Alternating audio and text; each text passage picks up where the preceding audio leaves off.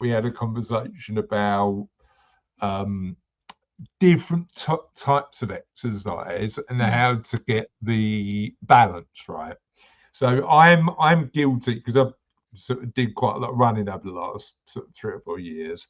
I'm really guilty of just going cardio, Yeah. cardio, and I've incorporated a little bit more weights into the mix.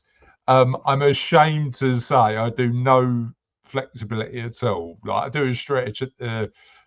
I'm one of those runners who just goes, right, I'm gonna get your trainers off, I'm Yeah. off, Yeah. and then I come back and I don't do the stretching.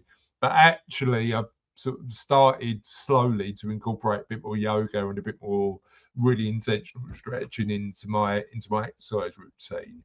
Help me understand the importance of those three. Is there anything missing that people need to include in the exercise routine? And what's the most appropriate balance typically?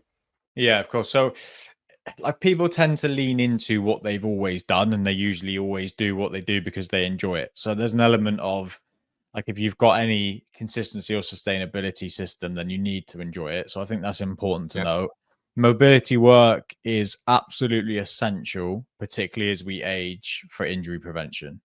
If you're yeah, constantly going into a situation where there's no elasticity in ligaments, you've got poor, maybe like joints have slightly calcified, you've got really poor flexion, or mobility in those joints, you've then got super tight muscles. That's when you run into issues.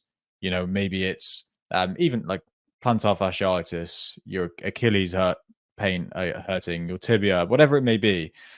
Just talking running there more specifically, you'll come a cropper to injuries, and when you're in a position of poor mobility and not necessarily you haven't strengthened the areas that you need to recover from that is not impossible. But these injuries drag on, and then you feel like you're ready, you go and do it again, and then they crop up again. And I think lower back pain or knee pain or shoulder pain are probably some of the main culprits when it comes to injuries that prevent people or hold people back from exercising. There's a very unique balance that is needed. If we're just talking about longevity, you need to balance heart rate zonal training, in a method that you enjoy, and resistance training and mobility work. yeah, And yeah, please do not. I think some people fall into the category, like, they segment resistance training like, oh, I don't want to be a bodybuilder, I don't want to put on loads of muscle. I can't tell you how hard it is to develop muscle.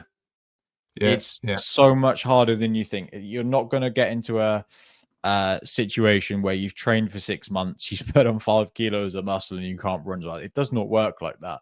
So what you need to be doing, working through the heart rate zone. So some zone 2 work every single week. So sitting in the zone 2 of the heart rate, ideal for fat oxidation.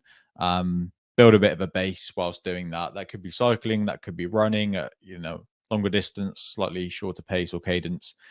You then want to work through the zonal threshold, so into zone 3, into zone 4, and you need to ideally try and spike to zone 5 at some point within the week as well.